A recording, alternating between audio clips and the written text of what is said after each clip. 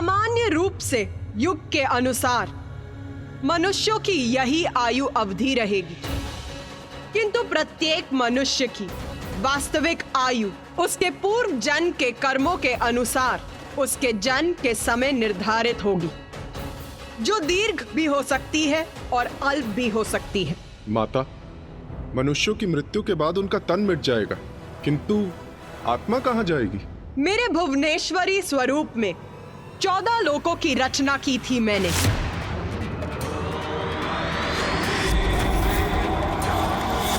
जिनमें आप सभी का निवास स्वर्गलोक भी है। अब मैं अपने भैरवी स्वरूप में उस विशेष लोक की रचना करूंगी, जहां जीवन के उपरांत नश्वर शरीर के नष्ट हो जाने पर आत्माओं का वास होगा।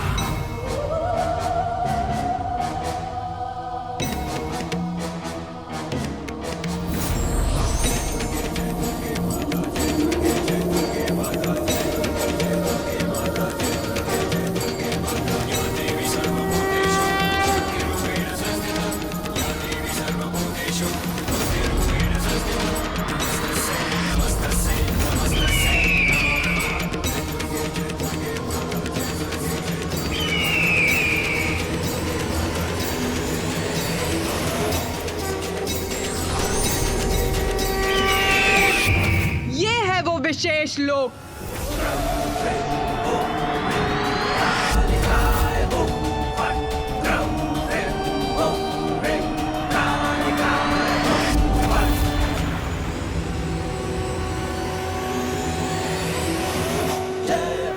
धर्म परायण और सदाचारी जीवों की आत्माओं को यहाँ स्वर्ग लोक के सुखों का अनुभव होगा, और जो दुराचारी और धर्म भ्रष्ट जीवों की आत्माएं होंगी, ये लोक उनके लिए नर्क के समान होगा।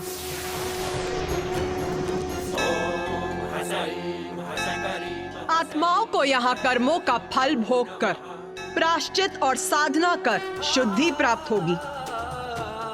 प्रत्येक मनुष्य को उसके कर्मों के अनुसार मेरे देवी भुवनेश्वरी द्वारा रचित भिन्न लोकों में जाना होगा।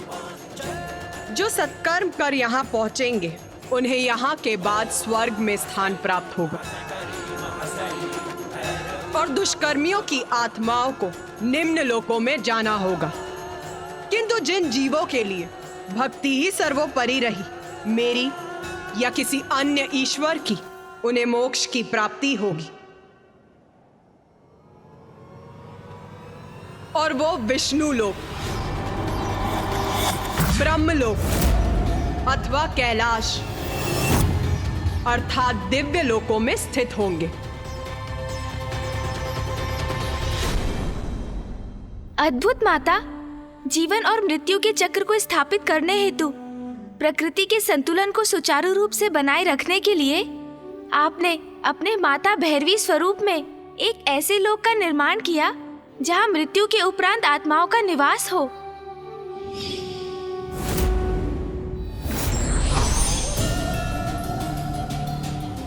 तुम्हारे मन में एक और प्रश्न उत्पन्न होने का आभास हो रहा है मुझे। पूछ गणेश, पूछ, क्या पूछना है तुम्हें? माता, सूर्य देव के प्रश्न का उत्तर जानने के लिए ही मैं भी उत्सुक हूँ। आत्माओं के लिए एक अन्य लोक का निर्माण तो हो गया, किंतु उसको व्यवस्थित रूप से चलाने का दायित्व किसको सौंपा गया माता? ये प्रश्न सभी देवताओं के मन में भी रह रहकर उठ रहा था। देवी भैरवी संसार में प्रकट हुई, किंतु इससे मृत्यु की व्यवस्था पूर्ण नहीं हुई थी। उसके लिए एक काल देवता की आवश्यकता थी जो हमारा प्रतिनिधित्व कर इस कार्य का दायित्व संभाले। उनकी सहायता के लिए काल के दूत की आवश्यकता थी और जो जीवों की आत्माओं को बंदी बनाए उस पाश की आवश्यकता थी। पाश? जीवों की आत्माओं को बंदी बनाने के लिए पाश की आवश्यकता थी। और माता, काल देवता के पद पर योग्य देवता की नियुक्ति भी तो आवश्यक होगी। वो कैसे हुआ माता?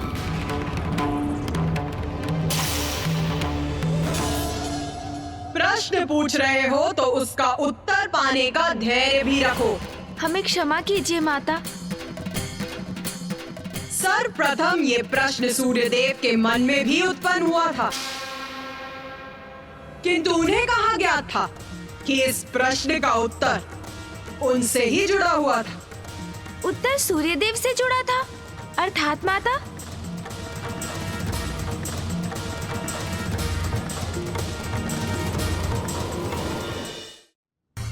देवी भैरवी संसार में प्रकट हुई, किंतु उससे मृत्यु की व्यवस्था पूर्ण नहीं हुई थी।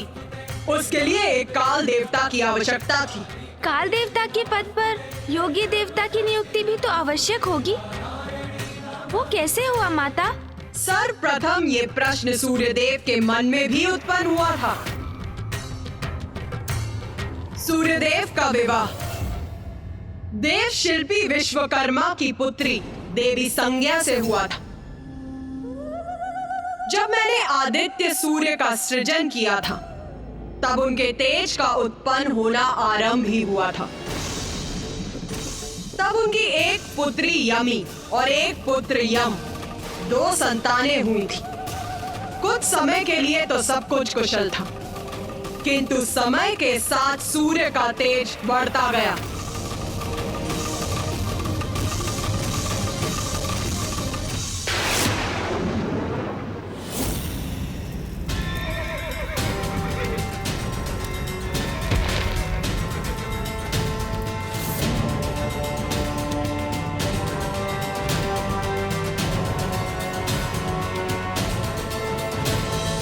देवी संज्ञा, देवी संज्ञा कहाँ हैं आप? अरे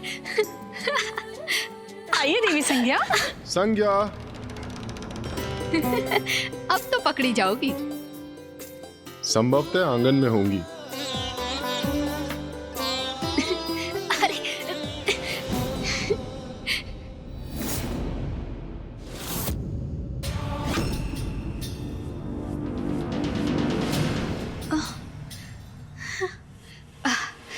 इतना प्रचंड तेज, इतना तीव्र प्रकाश। ओह,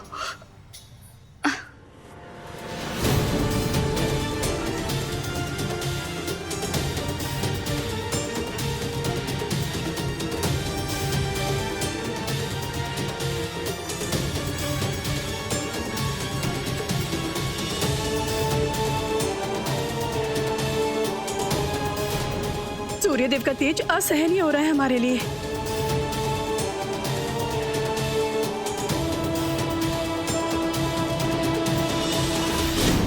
स्वामी,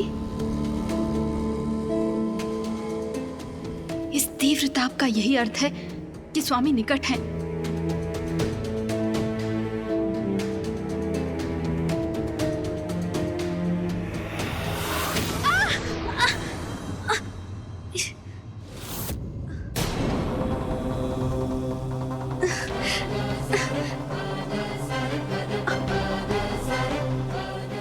स्वामी, मैं वो। देवी संज्ञा, क्या मुझे इतना भी अधिकार नहीं कि मैं अपनी पत्नी का स्पर्श कर सकूं? स्वामी, ऐसी कोई बात नहीं है। मैं तो बस